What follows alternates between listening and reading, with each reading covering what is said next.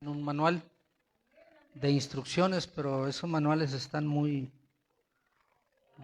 complicados y muy largos, ¿verdad? Traen mucha información. Entonces, pues lo que hacemos es a lo mejor tomarlo, leer algunas cosas o no leer nada y desecharlo, ¿verdad? Y ya. Y a ver cómo nos la averiguamos con el equipo, no con lo que estamos comprando. Cuando uno compra un coche, pues hay un manual de instrucciones de mantenimiento, del funcionamiento del carro, los tiempos del mantenimiento que hay que hacer, cuáles fallas puede presentar, y eso es una guía. Es una guía y hay un lugar, el automóvil tiene una garantía, hay un lugar, hay una agencia, hay un equipo, según de expertos, de mecánicos, de gente que conoce, ¿no?, el funcionamiento y las partes, cada parte de ese carro, de ese motor. Entonces, periódicamente uno lo lleva a ese lugar a que le den un mantenimiento por cuestión de una garantía, cuando están nuevos. Y ya se acaba la garantía, pues ya donde usted quiera llevarlo, ¿va? Y hay mecánicos, hay todo eso. Entonces, que ellos saben hacer las reparaciones correspondientes o el mantenimiento correspondiente. Y bueno, pues todo al parecer requiere, entre más complejo sea, pues es más importante el manual. Y de la misma forma la vida nuestra es compleja. Como dicen, cada cabeza es un mundo, ¿no? Tenemos diferentes caracteres, diferentes temperamentos, diferentes formas de pensar. Como dice, cada cabeza, ¿verdad? Es un mundo. Pero a veces no sabemos para dónde está el norte. A veces no sabemos para dónde agarrar, qué rumbo tomar. Recuerdo cuando de repente mi madre tenía una frase que decía, a veces me dan ganas de salir huyendo, ¿verdad? O de salir corriendo de ahí. Y a veces decimos agarro monte. Pero qué maravilloso Dios, hermanos, nuestro Creador, nuestro Hacedor, nuestro Salvador, que Él nos dejó un manual de instrucciones. Y el asunto es nomás nosotros apegarnos, ¿verdad?, a este manual, y ahí nos dice qué hacer y cómo hacerlo. Y eso pues es posible, ¿no? Porque el Señor nos habla de una forma que podamos nosotros comprender, entender las cosas y cómo hacerlas. Podemos hacerlas como nosotros queramos, eso tenemos esa libertad de decidir, pero cuando lo hacemos como nosotros queremos, pues no nos funciona la vida. Entonces, cuando lo hacemos como Dios dice, ahí es donde estamos en el camino correcto, ¿verdad? Ahí es donde entonces encontramos la paz o el rumbo que necesitamos para salir de tal o cual situación. Entonces aquí, hermanos, la lección se titula Instrucciones para la vida cristiana. Y el versículo clave, o sea, ¿qué debemos hacer, verdad? ¿Qué es lo correcto, qué es lo conveniente para la obra de Dios y para nosotros mismos? Dice la verdad central, los cristianos somos llamados a vivir para Dios y mostrar su bondad. ¿Cómo dice la verdad central?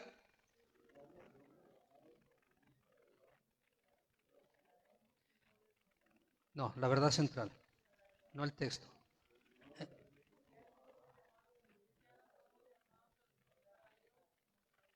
Entonces, ¿para qué somos llamados? Muchos podemos decir, ¿qué quiere Dios de mí? ¿Qué quiere Dios que haga? Señor, de mi vida. Claro, si nosotros le preguntamos a Dios, Él nos responde. Nos puede responder a través de la oración, pero principalmente aquí tenemos a la mano la Escritura, la palabra de Dios, y Él nos dice. Por eso decía David, lámpara es a mis pies, tu palabra, y lumbrera a mi camino, ¿verdad? ¿Con qué limpiará el joven su camino? Con guardar tu palabra. Entonces, hermanos, a eso nos ha llamado el Señor principalmente, y de ahí, bueno, se derivan muchas cosas, ¿Qué tipo de ministerio, en qué área debemos servir, si es maestro, en qué área debe de servir, si con adultos, con niños, etcétera. Pero los llamados, todos somos llamados a vivir para Dios y mostrar la bondad de Dios. Jesucristo dijo, en esto conocerá el mundo que son mis discípulos, en que tengan amor los unos para con los otros. Entonces, aquí dice, hermanos, el versículo clave Gálatas 6:9, no nos cansemos pues de hacer bien, porque a su tiempo segaremos si no hemos desmayado. Entonces, a veces nosotros hacemos cosas pesadas que nos cansan y de repente nos entra, decían en el rancho, ¿verdad? Empezamos con muchos bríos y terminamos con desvaríos, o sea, ya no sabemos para dónde, ya nos fuimos por otro rumbo, no sabemos ya qué estamos haciendo. Pero dice que no nos debemos cansar, o sea, ¿nos cansamos? Sí, pero aquí en el sentido que no debemos dejar de hacer, no debemos dejar de hacer. ¿Por qué nos cansamos? Bueno, pues nos cansamos a veces porque somos humanos y nos cansamos físicamente, a veces estamos cansados anímicamente, a veces estamos cansados o agotados espiritualmente y tenemos que tomar un tiempo de refrigerio con el Señor para cargar, podemos decir, pilas otra vez y tener nuevas fuerzas, así como dice Isaías, ¿verdad? Los que esperan en Jehová tendrán nuevas fuerzas. Entonces, debemos hacer bien. Hay mucha gente que hacía bien, pero ya no lo está haciendo. O sea, no está haciendo mal, pero no está haciendo bien. O sea, no se ha ido al mundo, pero no está haciendo lo que debe de hacer dentro de la obra del Señor. Entonces, no nos cansemos pues de hacer bien. ¿Por qué? Porque a su tiempo vamos a cegar. Entonces, a veces nos sentimos nosotros, hermanos, frustrados en el mundo por la ingratitud, por la injusticia, por los malos gobiernos, los malos manejos, por las traiciones, las decepciones, por tantas cosas. Pero lo maravilloso es que Dios, hermanos, no es injusto, dice la palabra de Dios, para olvidar nuestro trabajo, para olvidar nuestra solicitud de servicio. El Señor no se olvida, el Señor tiene presente nuestros nombres, tiene presente nuestras vidas, tiene presente nuestros problemas, el Señor tiene presente lo que nosotros hacemos en favor de Él. Entonces es importante que nosotros no nos cansemos de hacer bien. Dice, y aquí podemos decir, no solamente no debemos cansarnos de hacer bien, sino, ¿por qué? Bueno, porque vamos a tener una cosecha de bendición, porque Dios nos va a bendecir. Dijo Pedro, Señor, pero es que nosotros hemos dejado todo por seguirte. ¿Y nosotros qué? Aquel no quiso porque era muy rico y se le hizo muy, muy caro el precio, porque él lo que era gratis, él dijo, yo lo puedo pagar, ¿va? ¿Y cuánto puede costar que no lo pueda pagar? Se dijo, pues nomás vende todo lo que tienes de hacer a los pobres y sígueme tomando tu cruz cada día y vas a tener tesoros en el cielo. Y se puso muy triste. Porque a Dios, hermanos, debemos acercarnos con humildad, no con presunción ni con arrogancia. Pues nos va a rebotar el Señor. Pero si nos acercamos con humildad, dice que Él da gracia, Él escucha el clamor del humilde, el del corazón sencillo. Eso es lo maravilloso de nuestro Dios. Entonces no solamente debemos de hacer bien, sino también debemos de pensar bien, hermanos. Debemos de pensar bien. A veces nosotros pensamos muchas cosas mal o malas, pero debemos pensar bien. Dijo el apóstol Pablo, lo que sea bueno, lo que sea justo, lo que sea amable, lo que sea puro, lo que sea de buen hombre. Si hay virtud en ello, en eso piensen, dice. ¿Por qué? Porque entonces la paz de Dios estará en sus corazones. Porque estamos pensando lo mejor, estamos pensando en las promesas de Dios, estamos pensando, no que seamos ciegos para ver lo malo y los errores de las personas, pero estar pensando siempre en lo malo y los errores de los demás, pues no nos lleva a ningún lado, o sea, no nos conduce a nada bueno. Entonces, dice, no te canses de hacer bien, pero nos cansamos de hacer bien porque vivimos en un mundo donde hay mucha maldad, donde hay aflicción, donde hay dolor, donde hay traición. Pero dice, no te canses. ¿Por qué? Porque hay una bendición en el no cansarse, en el perseverar, en el permanecer. hay una bendición de parte de Dios. También hay una bendición de parte de Dios en el pensar bien permanentemente. ¿Por qué? Porque la paz de Dios va a gobernar tu corazón. Y dijo Pablo, y lo que aprendieron y vieron y oyeron de mí, esto hagan, y el Dios de paz estará con ustedes. Dijo Pablo, sean imitadores de mí, así como yo lo soy de Cristo. Entonces debemos pensar bien, debemos de hacer bien, debemos de hablar bien. Hablar bien. Y mucha gente pues habla mal, ¿verdad? Usted escucha a mucha gente hablar mal. Entonces, hablar mal, hermanos, no es edificante. Hablar mal de alguien no es edificante. Aunque esté mal la persona, pero, o sea, no hay un beneficio al hablar mal de la persona. No, ni le ayudamos a ella, ni nos ayudamos nosotros, ni ayudamos a la iglesia. A nadie estamos ayudando. Por eso dice la palabra de Dios que de la abundancia del corazón habla la boca. Y que si hablamos bien, aún dice la blanda respuesta apacigua la ira. Pero no es muy cómodo oír que alguien está hablando mal de uno. Aunque bueno, pues sí, o sea, estoy mal. Me equivoqué en esto, me equivoqué en lo otro, pero no es grato ni cómodo, ni edifica. Entonces, por eso debemos pensar y debemos hablar bien. Lo dice la palabra de Dios que debemos renovar nuestra mente por medio de la palabra de Dios, y eso va a transformarnos. Por medio de somos transformados por medio de la renovación de nuestro entendimiento por la palabra de Dios, y al cambiar nuestros pensamientos con la palabra de Dios, entonces cambiamos nuestra forma de hablar y cambiamos nuestra forma de actuar. Porque dice el proverbista, aunque habla ahí del avariento, pues que porque como es en su pensamiento, así es él. Entonces, los pensamientos, hermanos, permanentes aquí, finalmente van a influir en las acciones que nosotros tomamos o en las palabras que nosotros hablamos. Por eso, lo importante, hermanos, es que pues hagamos bien, porque esa es la invitación o la recomendación o el principio o mandato de la palabra de Dios. Entonces, dice la Escritura, hermanos, que debemos aprender debemos hacer acerca de llevar, dice, las cargas de otros. Esto habla de una empatía, o sea, de ponernos, hermanos, en los zapatos del otro, de considerar las necesidades del otro. Porque dice la palabra de Dios que nosotros somos una familia en Cristo, somos una familia en la fe. Dice, cuando se sabe, en el punto número 1, cuando se sabe de un creyente que dice que un creyente está en pecado, necesita ser restaurado. Los cristianos espirituales, dice, aquellos que viven por el Espíritu y quizás tienen más experiencia en la fe, deben ayudar gentilmente al pecador a volver a la relación saludable con Dios. Dice, además el restaurador debe resistir la tentación y cuidarse de no caer también en el mismo pecado. Dice, los cristianos en la práctica se ayudan entre sí en sus debilidades y por lo tanto reflejan el amor de Cristo en acción. Entonces somos una familia, somos un cuerpo. Dice, si un cuerpo es honrado, pues todo el cuerpo, ¿verdad?, se siente honrado. O sea, si un miembro, del cuerpo es honrado, pues todo se siente honrado.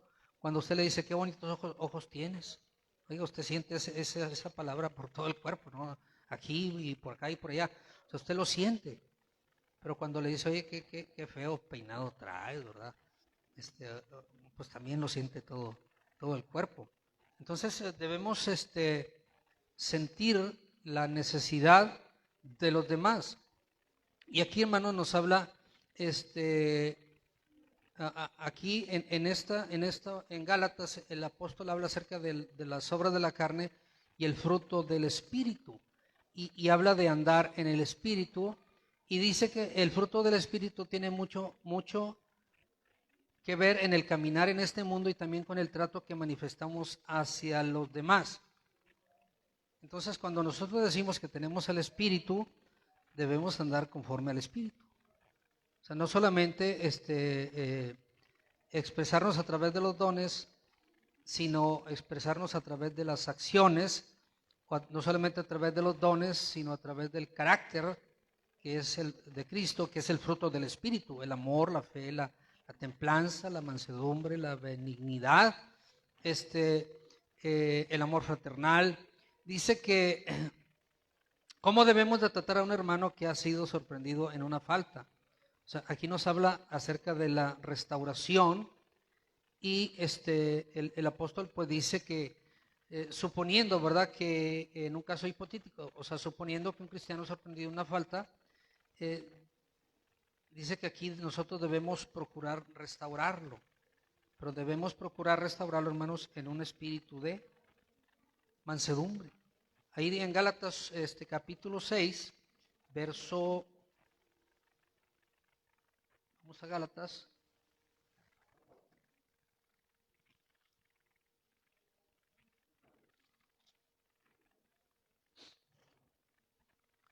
Dijo, no, perdón, Gálatas.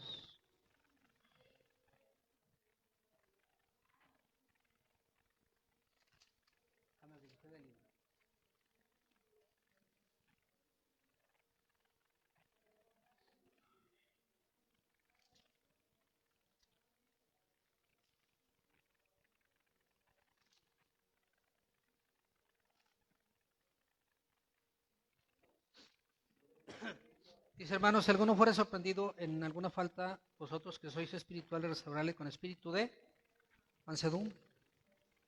O sea, ¿y qué es aquí la palabra mansedumbre? Significa que tenemos control, el control de Cristo, que somos mansos, o sea, no débiles, pero mansos, o sea, controlados en lo que vamos a decir, en lo que vamos a hablar.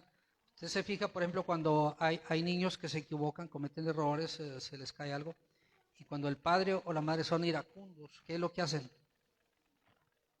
Pues luego, ¿verdad? El golpe o el insulto, burro, o fíjate, o esto, lo otro. Entonces nosotros nos olvidamos que un día fuimos niños y que también pues, nos cometimos errores y se nos cayeron las cosas y derramamos la leche o se nos cayó la comida. Entonces cuando no hay una temperancia, cuando no hay un dominio propio en la persona, pues actúa por impulso, por una reacción. Entonces si nosotros como creyentes, hermanos, no vamos o a veces que dicen, te lo dije, no entiendes, no te fijas, eres esto, eres lo otro. Pero dice, nosotros que somos espirituales, o vosotros, perdón, vosotros que sois espirituales, o sea, los que son espirituales, los que han alcanzado madurez, los que tienen más tiempo en el camino del Señor, los que tienen más experiencia, eso dice, deben de procurar restaurar al hermano con un espíritu de mansedumbre, considerándote a ti mismo, no sea que tú también seas tentado. O sea, somos de barro todos, hermano. Un dicho pueblerino, ¿verdad? Arrieros somos, en el camino andamos. Hoy me pasó a mí, acuérdate que andas en el camino, mañana te puede pasar a ti. Entonces debemos tener cuidado. A veces somos muy duros con las personas cuando cometen errores o cuando hacen cosas que nosotros sabemos que son indebidas. Pero luego, como dicen, la vida da vueltas y luego nos toca a nosotros. O le toca a un miembro de nuestra familia y entonces ahí pues vas a saber, ¿verdad? Lo que vivió la otra persona. De su error, de su fracaso, de su pecado. Lo vas a vivir en carne propia. Cierta ocasión dijo, es que nosotros no somos como ellos. Alguien dijo eso. Y al paso de los años, pues ella era más o menos como aquellos o poquito más avanzados, ¿verdad? Pero a veces nos escandalizamos o nos... Y bueno, o sea, no es que estemos ciegos, pero debemos ser misericordiosos, debemos ser compasivos, debemos ser tolerantes. O sea, yo no digo que no hay que exhortar a la persona, sí, o en un momento dado aplicar una disciplina, sí, pero debe hacerse en amor. Como dice la palabra de Dios, porque ninguna disciplina al presente pues causa gozo, sino tristeza. Pero cuando la aguantas, cuando la disciplina viene de Dios y se aplica en el espíritu correcto, después vas a fortalecerte y vas a tener paz y gozo, porque recibiste una disciplina aplicada correctamente, una disciplina bíblica en un buen espíritu. Entonces aquí dice que los que son espirituales, dice pues corrijan, ayuden en un espíritu de mansedumbre. Y el conflicto que había aquí, hermanos, era que pues había los hermanos, los gentiles creyentes, y había un grupo de judíos creyentes también en la iglesia, pero que querían, y había otros que eran falsos maestros que decían, bueno, está bien, o sea, pues sí, Cristo sí, pero hay que hacer esto, hay que hacer lo otro. Entonces había un conflicto ahí de doctrina, de costumbres, de rituales, y aquí nos habla acerca de que había un problema de legalismo muy fuerte, hermanos. Y dice que ¿cómo podían los legalistas responder a esta persona, o sea, que había caído? Y podemos, dice, ver en otra referencia la actitud del legalismo en alguien que cayó en pecado. Decía, no, pues ese al infierno que se vaya, ¿verdad? Ese ya no, ni volviendo a nacer se compone, no tiene remedio, juicio, y así, o sea, hay gente que cuando alguien cae, pues puede actuar en contra de esa persona. Pero dice, hermanos, que el legalismo no tiene misericordia ni trata que haya restauración.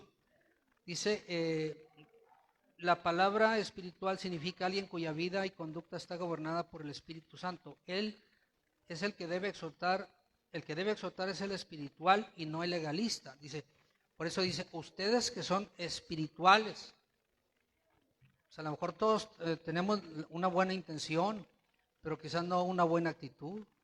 Quizás todos podemos tener una buena intención, pero no un buen espíritu para poder buscar ayudar al hermano que cayó, hermanos, en un pecado. Entonces, de ustedes que son espirituales, pues háganlo en un espíritu de mansedumbre. Tranquilos. ¿Para qué gritas? Aquí estamos. O sea, te oigo, no estoy sordo. Vamos a platicar. Y dicen que hablando se entiende la gente, y pues a veces se enoja porque estamos hablando en un espíritu que no es el correcto. Y luego dice también, hermanos, que debemos considerarnos a nosotros mismos. O sea, yo estoy de pie por la gracia de Dios, sí estoy de pie. Si yo nunca he cometido el error que cometió mi hermano, mi hermana, pues es por la gracia de Dios. O sea, no es porque yo sea mejor, no es porque yo sea más santo, o aún no es ni porque yo ore más o ayune más, no. O sea, aunque es bueno ayunar y orar, y es bueno ser santo, si es bíblico todo eso, pero si somos, si tenemos una mejor trayectoria, o hemos cometido menos errores, porque todos hemos cometido errores, o hemos cometido errores, por decir de alguna forma, menos graves, pero ha sido por la gracia de Dios, ha sido por la asistencia del Espíritu Santo. Entonces, no hay lugar para una jactancia, ¿verdad? Dice, considérate. Dice, en un espíritu de mansedumbre, considerándote a ti mismo. Entonces, cuando nos consideramos a nosotros mismos, porque estamos donde estamos, pues lo único que podemos hacer es darle gracias al Señor. Como dijo Pablo, por la gracia de Dios soy lo que soy. Dice, y luego dice sobrellevar, dice, no sea que tú también seas tentado, o sea, que todos estamos expuestos a la tentación. Entonces dice, el espiritual que va a restaurar al hermano debe hacerlo con un espíritu de mansedumbre. Dice, muchas veces los cristianos confrontan en la carne con una actitud de vanagloria, de irritación. Dice, pero debemos, cuando lo hacemos en un espíritu controlado por la persona del Espíritu Santo, la confrontación va a resultar, hermanos, en una restauración. Y eso es lo que se busca a través de la disciplina. Restaurar al hermano, restaurar a la hermana a una relación otra vez con el Señor Jesucristo, a una reconciliación con el Señor. Entonces, dice que en una exhortación o confrontación siempre puede estar mal el orgullo. Vamos a confrontar, dice, a alguien que ha caído en una falta donde nosotros nunca caeremos.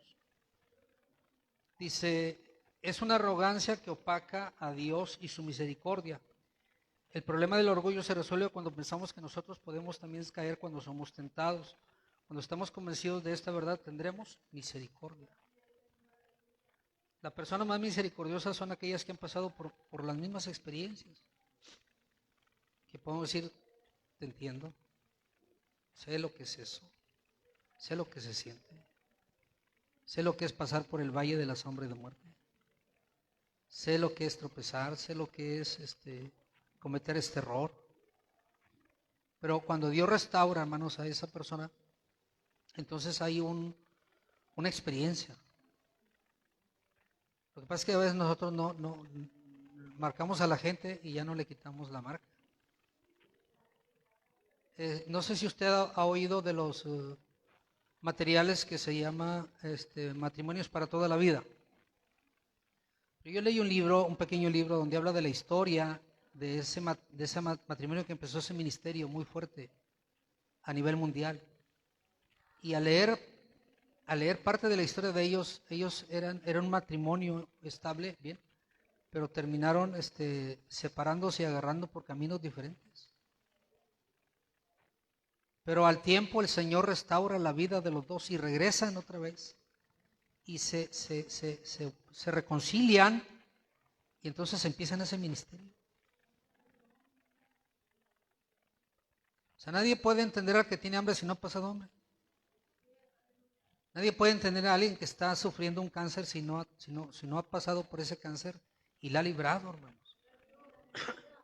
Entonces el Señor nos ayude y tenga misericordia de nosotros. Gloria al Señor para siempre. Dice aquí también,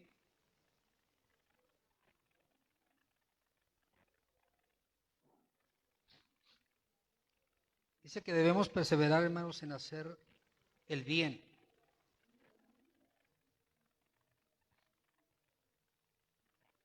Dice, Dios no pasa el pecado por alto cuando las personas nos prestan atención, no prestan atención al juicio de Dios, que se está burlando de Dios mismo. Gálatas 6:7. Pablo ilustró esta verdad usando la naturaleza. La semilla sembrada se multiplica y se convierte en una cosecha. Verso 8. Dice, no os engañéis, Dios no puede ser burlado. Todo lo que el hombre sembrare, eso también segará. Porque el que siembra para su carne, de la carne segará corrupción, mas el que siembra para el espíritu segará vida eterna. No nos cansemos pues de hacer bien, porque a su tiempo segaremos, si no, desmayamos. Así que según tengamos oportunidad, hagamos bien a todos y mayormente a los de la familia de la fe. O sea, podemos llegar a un momento donde nos cansemos, o sea, nos cansemos de congregarnos, nos cansamos de ejercer el ministerio, nos cansamos de servir en la iglesia. Nos cansamos, o como alguien puede decir, pues ¿para qué de qué sirve vivir en santidad? O sea, ¿de qué sirve ser bueno? ¿De qué sirve ser generoso? ¿De qué sirve ayudar a la gente si finalmente la gente es ingrata, si esto, si lo otro? Y empiezan los conflictos acá en nuestra mente y a tratar de convencernos o persuadirnos que lo que estamos haciendo es en vano. Pero dice la palabra de Dios que no nos cansemos. No nos cansemos. Dice, y porque vamos a su tiempo vamos a cegar, si no desmayamos. Y cegaremos bien o mal, según lo que hayamos sembrado.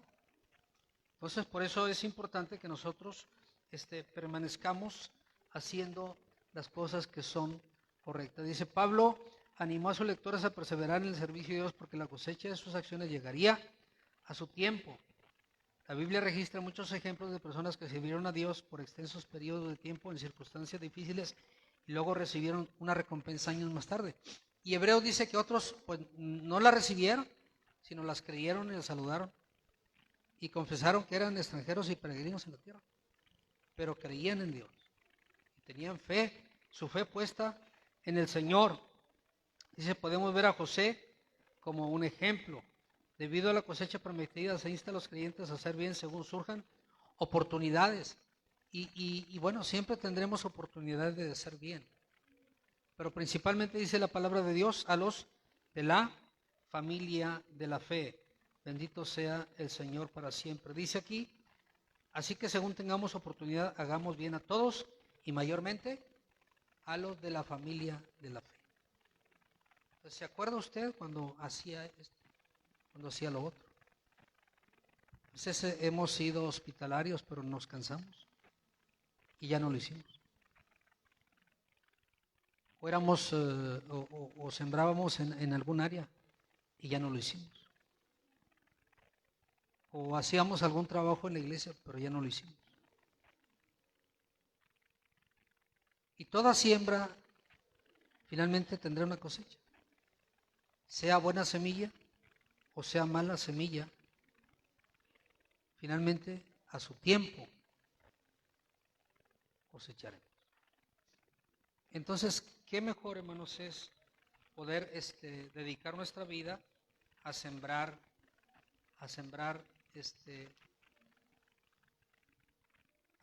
una buena semilla, que es servir al Señor con todo nuestro corazón en su obra? Dice entonces, dice que es el contexto de andar en el Espíritu en una manera práctica. Pablo escribe dos verdades universales. La primera es que Dios no puede ser burlado. La palabra burlado, dice, tiene el significado de alzar la nariz a alguien con arrogancia, y también tiene la idea de burla, como alguien que se mofa de Dios y dice, a ver, si existe un Dios que mande un rayo y que me aquí ahorita.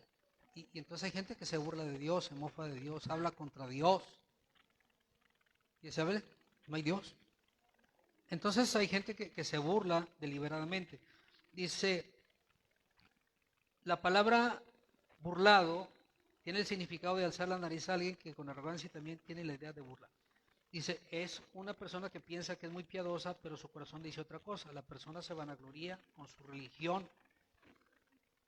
Pero dice, ningún hombre puede vanagloriarse delante de Dios ni burlarse. La Biblia dice que Dios sabe todas las cosas del hombre, sean externas o internas. Todo está desnudo ante los ojos y la presencia de nuestro Dios. Entonces, el segundo principio en el andar en el Espíritu o en la carne es que lo que el hombre siembre, eso mismo cosechará, hermanos. Eso vamos a cosechar. Son principios.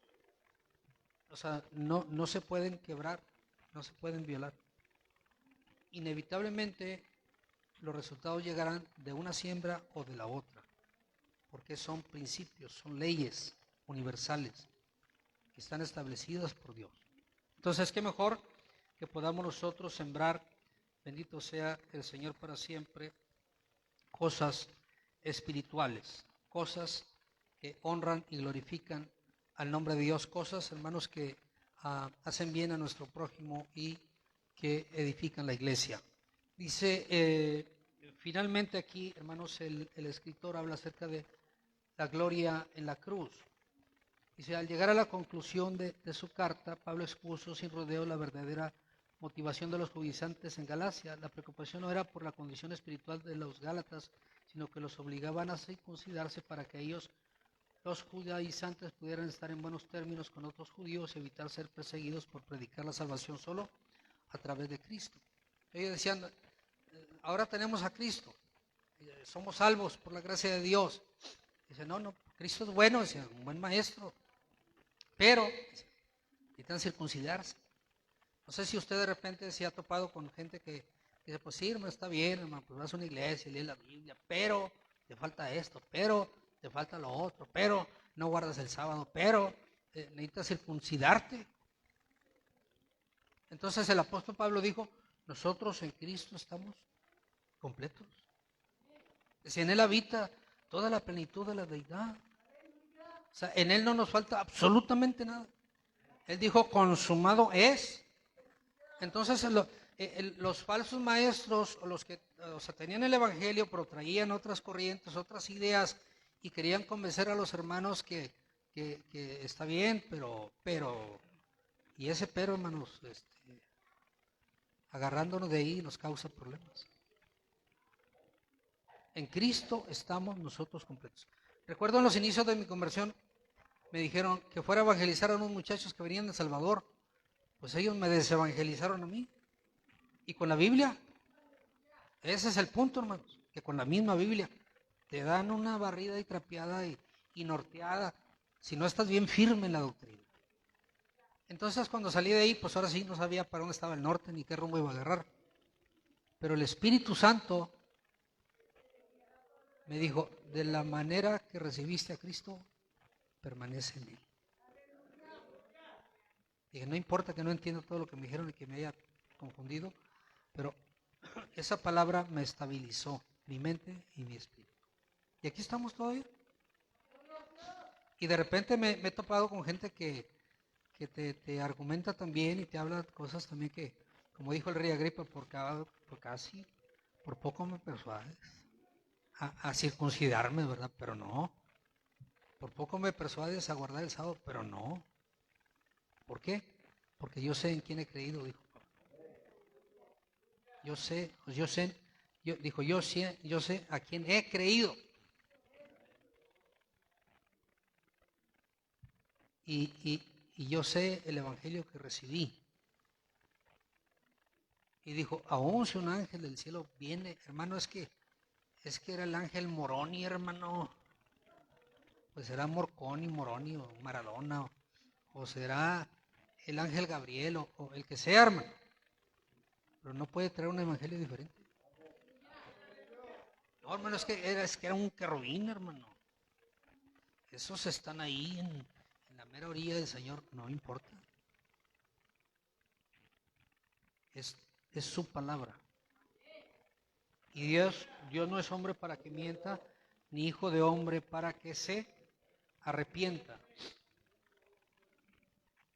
Aquí, hermanos, dice que el apóstol Pablo hace, finalmente en los versos del 11 al 18, hace un resumen de algunos temas mencionados y cita algunos asuntos que eran de suma importancia para él. En este punto el gran apóstol toma la pluma de mano del escriba y él mismo escribe el resto de la epístola. Aquí en Gálatas 11, mirad cuán letras os escribo de mi propia mano. Dice, todos los que quieren agradar a la carne, estos los obligan a circuncidarse. O sea, no era para la gloria de Dios. Querían agradar al hombre. Querían congraciarse con los hombres. Dicen, no, hombre, está bien, hermano, pero mira, nomás con que no es mucho, hombre, nomás con que te circuncides y ya no te van a perseguir y vas a tener más hermanos y más hermanas y la iglesia va a crecer más. ¿Cuál es el problema? Pues el problema es que no lo manda el Señor, ¿verdad? El problema es que eso caducó. El problema es que eso quedó en el antiguo pacto. Y decía Pablo, y es más, la circuncisión no es nada, sino una nueva creación. O sea, la circuncisión, si tú no temes a Dios, no te sirve. Aquí lo importante no es la circuncisión o ni la no circuncisión. Dijo, lo importante es que estás en Cristo y que Cristo está en ti. Eso es lo importante. Dice, y ellos quieren agradar a la carne para no padecer persecución a causa de la cruz de Cristo. Dice, ¿por qué, hermanos? Porque el mensaje de la cruz era locura para los griegos, para los judíos era tropezadero, era un escándalo eso, hermano. Para nosotros no, pues la cruz y gloria a Dios, pero para ellos eso era algo terrible, no lo podían digerir. Y entonces decía, pues nomás quita la cruz, hombre. Habla de Cristo y habla del Maestro, pero no hables de la cruz. Y Pablo dijo, cuando estuve entre vosotros, no me propuse otra cosa de saber ni enseñar, sino a Cristo y este crucificado. Porque es locura, dicen los que se pierden. Es locura para los griegos, es tropezadero para los judíos. Pero para nosotros los que hemos creído es poder de Dios para salvación. La cruz de Cristo. su muerte, su sangre derramada. Sin derramamiento de sangre no hay remisión de pecados. Dios muestra su amor con nosotros en que siendo aún pecadores, Cristo vino a morir por nosotros. Porque ni aun los mismos que se circuncidan guardan la ley. Ahí está. Tanta urgencia y tanto tratar de imponer lo que ni tú guardas, dijo. Dice, ni ellos guardan la ley, pero quieren que ustedes se circunciden para gloriarse en vuestra carne. No, ahora conseguimos que esta iglesia se circuncidara y iban a estar contentos. Iban a congraciarse con otros, con sus maestros o con sus enviados. Pero dice, pero lejos esté de mí gloriarme en la cruz de nuestro Señor Jesucristo. Ahí está mi gloria, dice. Ahí está mi gozo, ahí está mi deleite, ahí está mi enfoque, dice, en la cruz de Cristo, en su sacrificio, en su muerte expiatoria, en su sangre preciosa, gloria al Señor para siempre. Y eso era lo que predicaba Pablo, hermano. Ahora pues se predica mucho en todas partes de muchas cosas, pero ya no se predica de la cruz de Cristo, ni de Cristo. Y se predica a veces mucho del Antiguo. Yo no digo que está mal predicar de toda la Biblia, no, sí, pero debes de finalmente en tu sermón incluir algo principal, un enfoque principal de lo que Cristo es, de lo que Cristo hizo. Y Cristo, hermanos, está a través de toda la Biblia, desde el Génesis hasta el Apocalipsis está Cristo. Y dicen los teólogos que desde el Génesis hay un hilo rojo que recorre toda la Biblia, que habla de la expiación, habla de la redención, habla del sacrificio de la vida de nuestro Señor Jesucristo. Gloria al Señor para siempre. Dice, porque lejos esté de mí gloriarme, sino en la cruz de nuestro Señor, por quien el mundo me es crucificado a mí y yo al mundo. Dijo, juntamente estoy crucificado con Cristo, dijo, ya no vivo yo, ahora Cristo vive en mí, y lo que ahora vivo en la carne, lo vivo en la fe, dijo, del Hijo de Dios, que nos amó y se entregó a sí mismo por amor a todos nosotros. Gloria al Señor, dice, porque en Cristo Jesús ni la circuncisión vale, dice, ni la incircuncisión tampoco vale, sino una nueva creación, porque de modo que si alguno está en Cristo, nueva criatura es, las cosas viejas pasaron, todas son hechas nuevas. Dijo Nicodemo, Señor, dijo, parece que tú eres maestro, dijo, porque nadie puede hacer las cosas que tú haces si Dios no está con él. Y entonces el Señor le dice a Nicodemo, Nicodemo, si no naces de nuevo, no puedes ver el reino de Dios. Dijo, pero ¿cómo un hombre viejo como yo puede otra vez volver al vientre de su madre y volver a nacer? Dice, te he dicho las cosas terrenales y no entiendes. ¿Cómo entenderás si te digo las espirituales? Lo que es nacido de la carne es carne, pero lo que es nacido del espíritu es espíritu. Dice, no te maravilles de que te dije, es que es necesario nacer de nuevo. Oyes que el viento sopla, pero no ves al viento, ni sabes de dónde viene ni a dónde va. Así es todo aquel que es nacido del espíritu. Es un milagro, hermanos, es un milagro. La carne es, la carne no puede agradar a Dios, la carne no, todo lo que hagamos en la carne apesta, hermanos. Pero todo lo que hacemos en el espíritu es un olor agradable, grato delante del Señor, es olor fragante. Dijo el apóstol Pablo, los que se pierden es olor de muerte, pero en los que se salvan es olor de vida, para vida, que glorifica el nombre de nuestro Señor Jesucristo. Cuando las cosas que hacemos nosotros las hacemos en el espíritu, las hacemos en amor, las hacemos por compasión, las hacemos en el fruto del espíritu, estamos glorificando a Dios y estamos edificando la iglesia. Pero cuando las cosas las hacemos en el yo-yo, entonces, amados hermanos, estamos echando a perder las cosas. Y podemos acabar con una iglesia, y podemos acabar con un concilio, y podemos acabar con todo si lo que hacemos no lo hacemos en el espíritu, lo hacemos en la carne. Porque el ocuparse de la carne, dijo Pablo, es muerte. Pero el ocuparse del Espíritu es vida y paz. Entonces, si haces tú algo, hazlo en el Espíritu. Hazlo con amor. ¿Y cómo es hacerlo en el Espíritu, hermanas? Pues con amor. ¿Cómo es hacerlo en el Espíritu? Generosamente.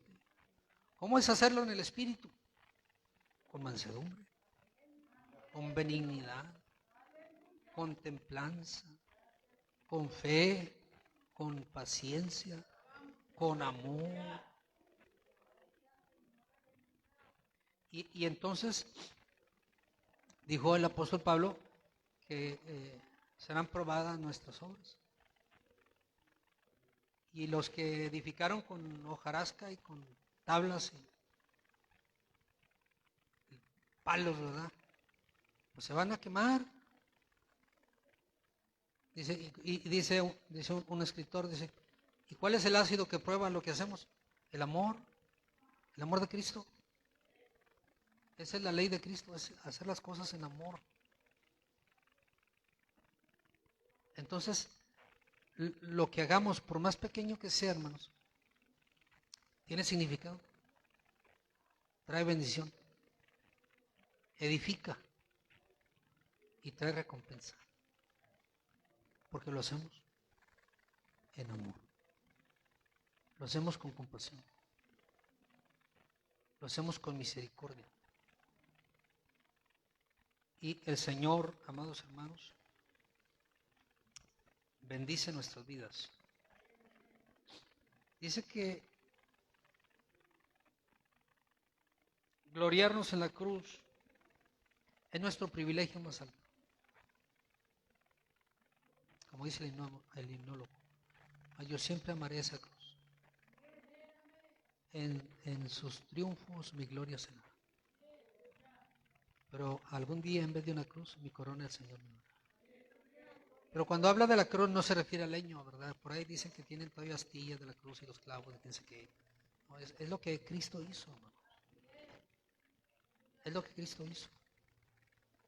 Es la sangre que Él derramó. Es nuestro privilegio más alto. Gloriarnos. Dijo Nabucodonosor, esta es la gran Babilonia que yo edifiqué con el poder de mi fuerza.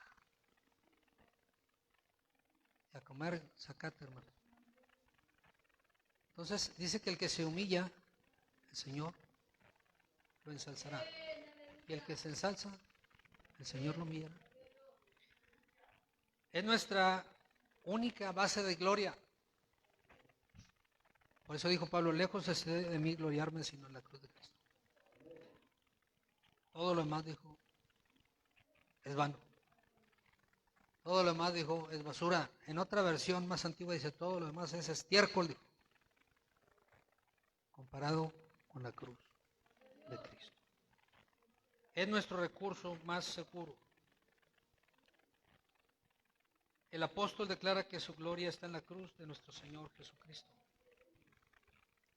La palabra gloriarme es Jacuomai, y quiere decir una clase de gloria que hace una buena demostración. En esto sería, dice, la circuncisión, que muestra externamente una buena demostración, porque también por cuestiones de higiene es buena la circuncisión. Era una cuestión de señal del pacto en el Antiguo Testamento, para el hombre, pero no para Dios. Dice, la palabra mundo es cosmos y tiene que ver con el orden del sistema maligno en el que reina Satanás. La idea de que el creyente está crucificado al mundo y el mundo al creyente tiene que ver, dice, con los dos que están muertos el uno para el otro. O sea, el mundo está muerto y nosotros también. Solamente en Cristo hay vida. Solamente en Cristo hay esperanza, gloria al Señor. En su conclusión, el apóstol no quiere ser malentendido, él quiere mostrar su amor para con sus hermanos en la carne. Los judíos que eran cristianos, el verdadero Israel en la dispensación de la gracia, son los judíos que vienen al conocimiento de Cristo. Esto no quiere decir que Dios no tiene un programa futuro para la nación de Israel, pero, amados hermanos, el Señor ha sido bueno con nosotros y Pablo dijo, y que nadie me moleste porque yo llevo en mi cuerpo las marcas de Cristo. Pues él había vivido, hermano, se había entregado para el Señor, y que el Señor nos ayude a hacer bien sin desmayar, porque después de la batalla Él nos coronará. Sé fiel hasta la muerte, porque yo te voy a dar la corona de la vida. Y Cristo dijo, y no hay quien haya dejado todo lo que haya dejado por causa mía y del Evangelio, que en esta vida yo no le dé 100 veces más, en la venidera le voy a dar la vida eterna. Entonces, adelante, hermanos, ánimo, sirvamos a Dios con todo nuestro corazón, porque hay grande recompensa. Bendiciones.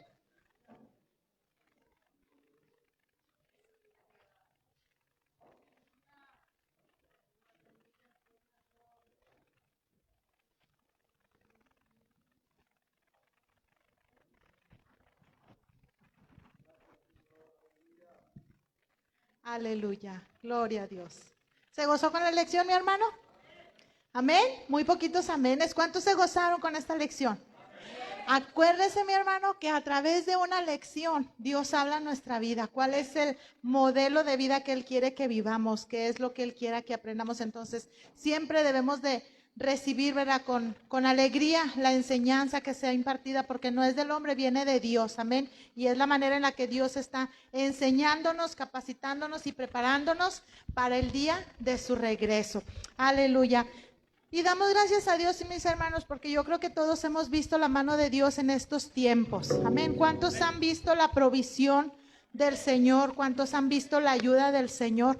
Sabe que ahorita estaba ahí checando lo de las despensas, armando las despensas, y yo decía, Señor, gracias por cada una de mis hermanas, porque aun y cuando ellas también tienen necesidades en su hogar, aun y cuando ellas también hay que hacer pagos, ellas disponen un poquito, un granito de eso para bendecir a otros. Y es hermoso cuando usted y yo podemos despojarnos de lo mucho que Dios nos da para poder ayudar a otros. Amén. Y pudiera ser que alguien diga, yo no tengo mucho, pero de eso que tengo, yo también comparto. Y el Señor añade bendición sobre bendición. Y en esta tarde vamos a seguir dándole al Señor lo que al Señor le corresponde. Amén. No damos, hermanos, porque nos exijan, ni damos porque nos pidan. Damos por amor a Dios. Y damos, hermano, porque la palabra de Dios dice que debemos de ofrendar. La palabra de Dios dice que debemos diezmar.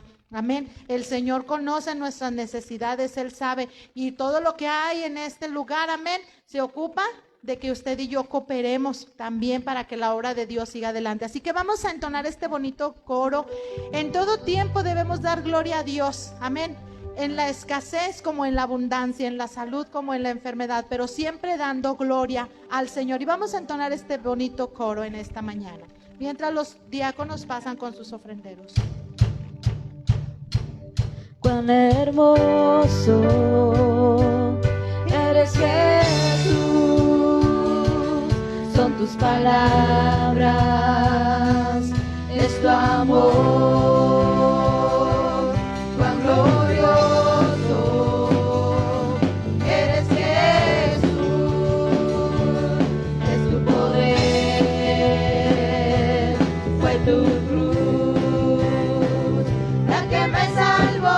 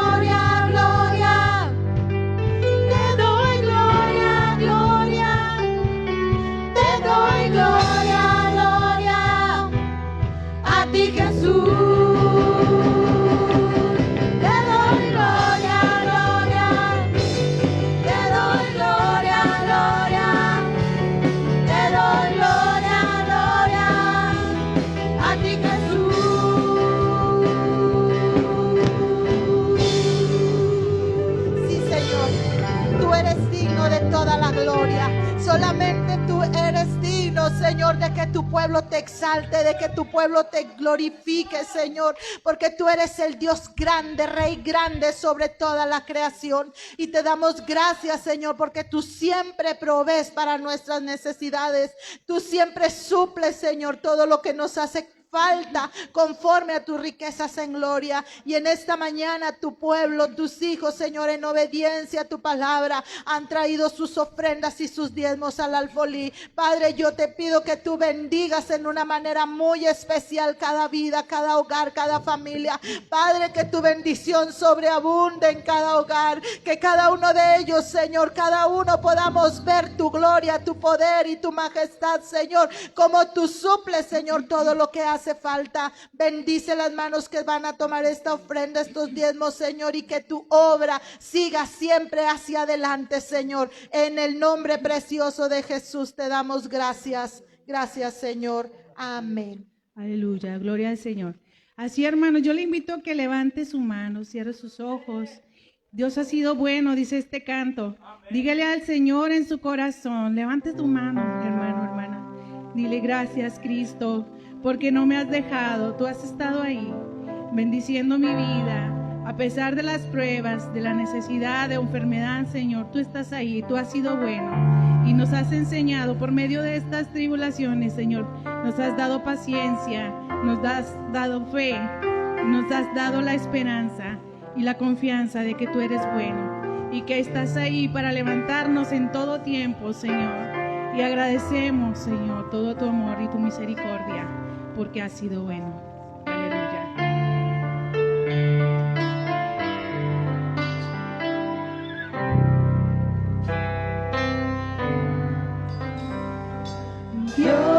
Dios ha sido bueno. Dios ha sido bueno. Dios ha sido bueno. Bueno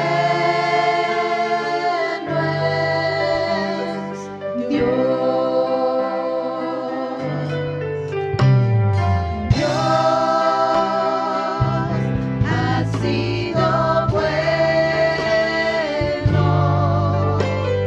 Dios ha sido bueno. Dios ha sido bueno.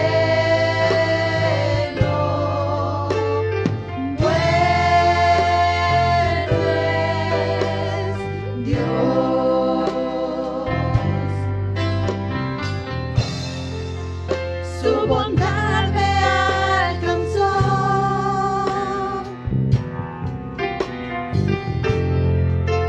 Su amor me rescató.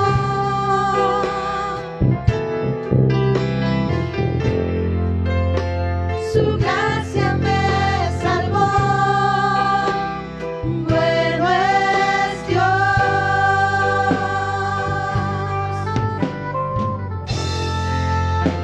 Por eso cantaré.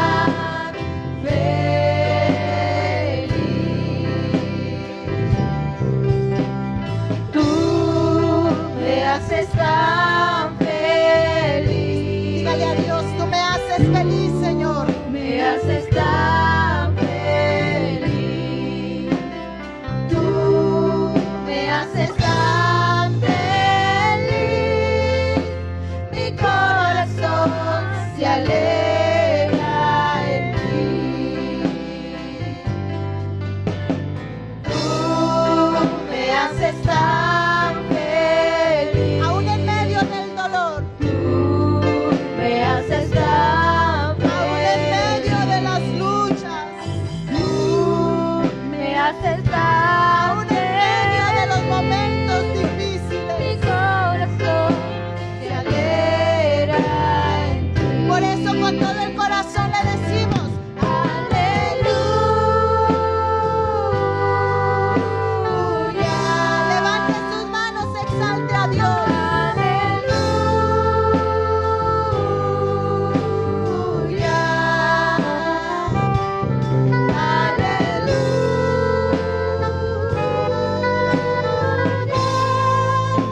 Jesús me hace estar feliz. Aleluya. Levante su voz, exalte a Dios, que se escuche fuerte su voz.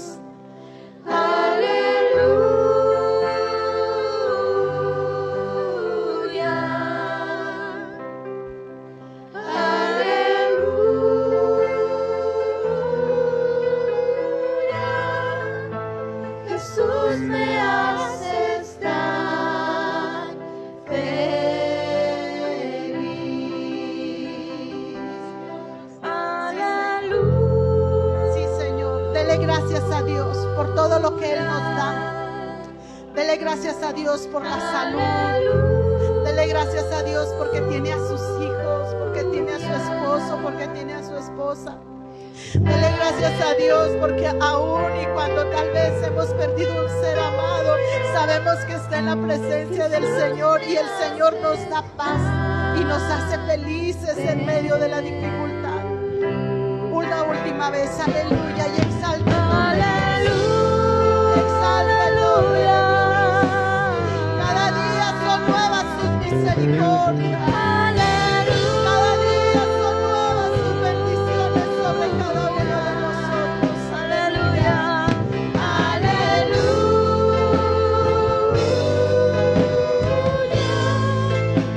Jesús me hace estar feliz. Jesús me hace estar feliz. Gracias, Señor. Jesús me Gracias, Señor. hace Gracias, Señor, por tu misericordia. Gracias por tu amor. Gracias por tu presencia. Exáltelo, alábelo, alábelo. Bendiga el nombre del Señor por todo lo que Él hace por nosotros. Bendiga el nombre del Señor porque Él es digno de toda la gloria, porque Él es digno de todo el honor, porque nuestra vida, nuestra alma siempre va a necesitar de su presencia. Nuestro corazón anhela su presencia. No podemos vivir un día sin su presencia.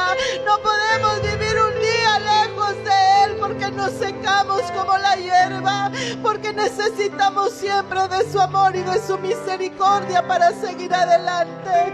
Tú eres bueno y tú recibes la gloria, Señor, recibe la alabanza, porque tus promesas se cumplen, Señor, día con día, porque podemos ver la respuesta, Señor, a nuestras oraciones, porque podemos ver que en medio de la dificultad, Señor, tu pueblo siempre sigue adelante, se levanta como un ejército glorioso, se levanta como un ejército valiente, Señor, para seguir luchando en contra de la adversidad. Gracias, Señor, por tu amor, gracias por tu fidelidad. Te exaltamos en esta mañana. Te bendecimos, Señor, porque tú eres bueno, Señor. Te bendecimos porque tú eres grande, Dios. Gracias, Señor, gracias, Señor, gracias, Señor, gracias, Dios, gracias, Señor. Grande tú eres, Jesús. Ay, gracias, Señor. Gracias, Señor. No nos cansemos de exaltar el nombre de nuestro Dios. No nos cansemos de decir que Dios es bueno en todo tiempo. Aleluya. Dejamos el lugar a nuestro pastor.